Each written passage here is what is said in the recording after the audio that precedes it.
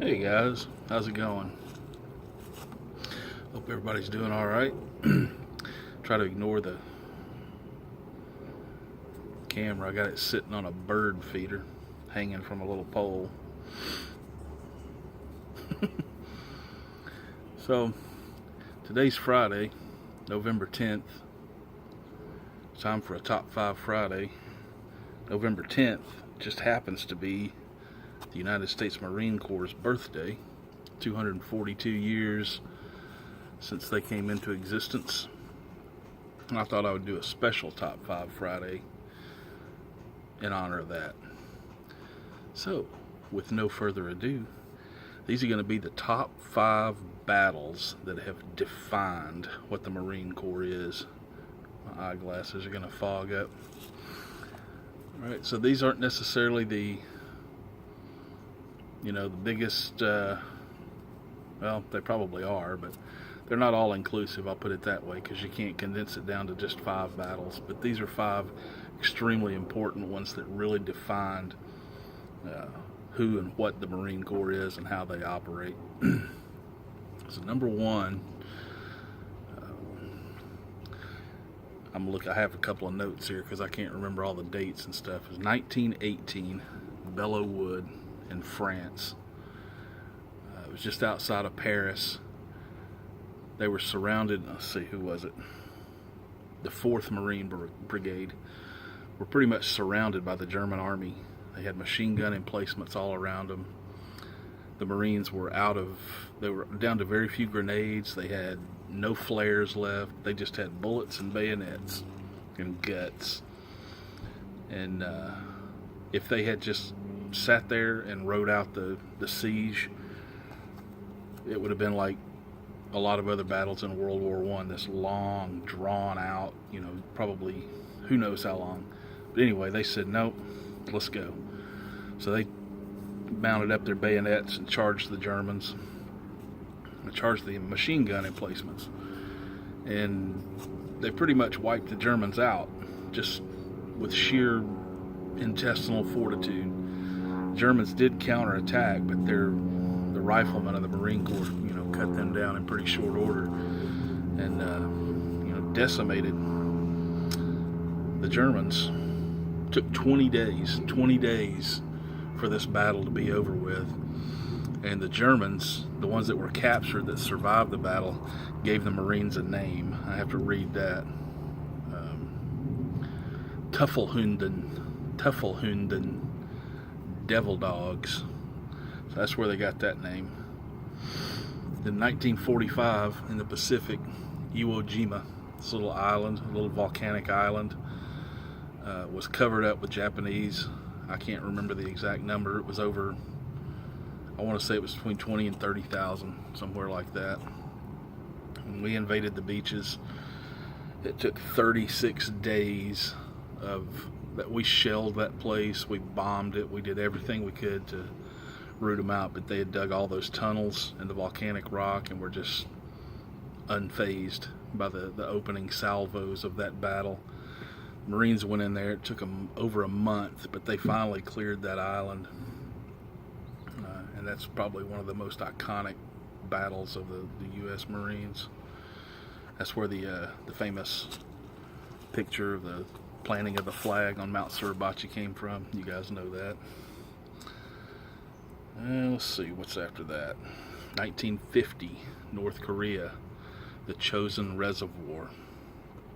We had pretty much chased North Korea with their tail between their legs up the peninsula, and we got up around the reservoir, and all of a sudden China showed up in mass.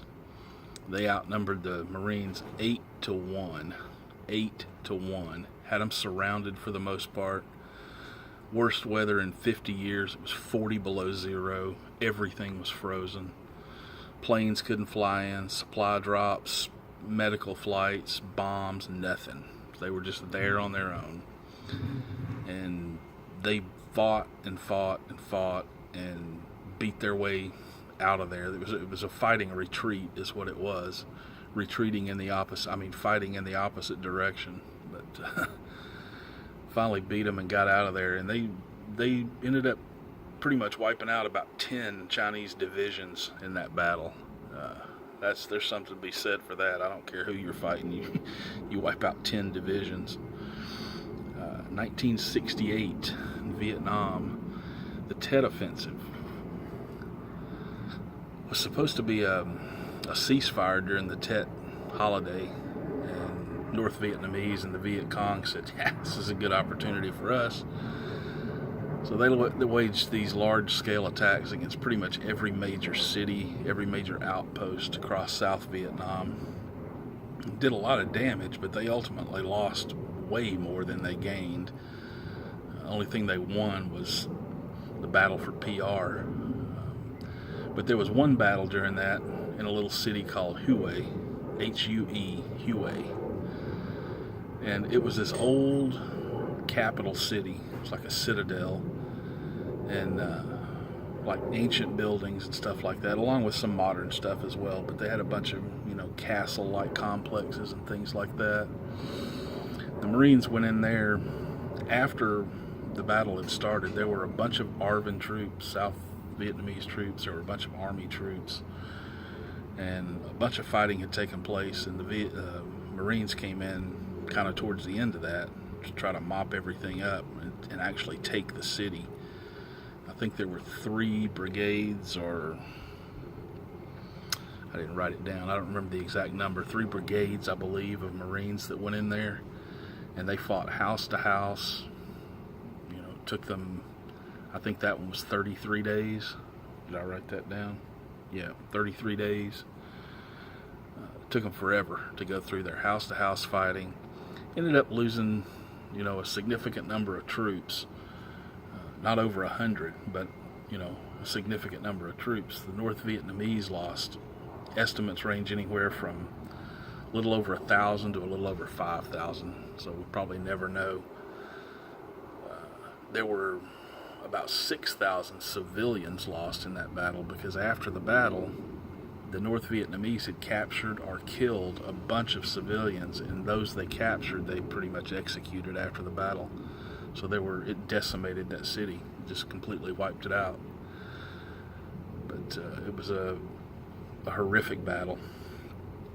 And then after that, the next thing that they really got heavily engaged in was something very similar to that, and that was the Second Battle of Fallujah in Iraq in 2004. And that battle took about 6 weeks to fight that from start to end, and it again was house to house fighting against an enemy like they had never faced before. Insurgents, they didn't know who the enemy were. Break into a house, there'd be 5 women, 5 children, and one of them have a bomb under their cloak or whatever, but they never knew who they were fighting. They had to clear that entire city house by house, and much like Hue, they pretty much destroyed that city. There were a bunch of civilians killed, not all because of us, but definitely some civilians killed.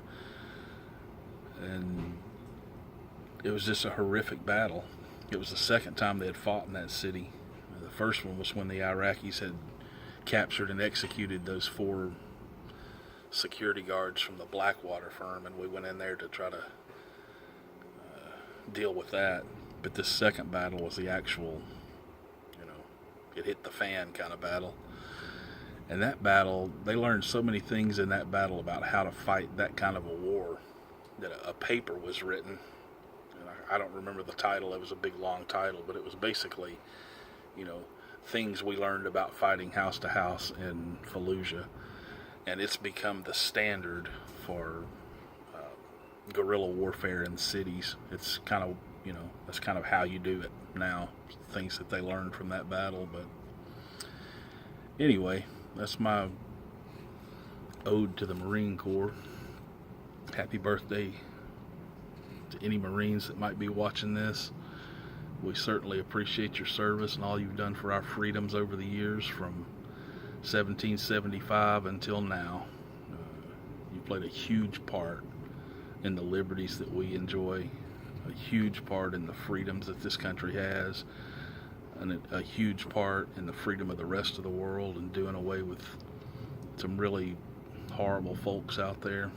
And there's no way to say thank you other than to live our lives like we're actually thankful for what we've got. And you guys are a major part of that. So happy birthday to the U.S. Marine Corps.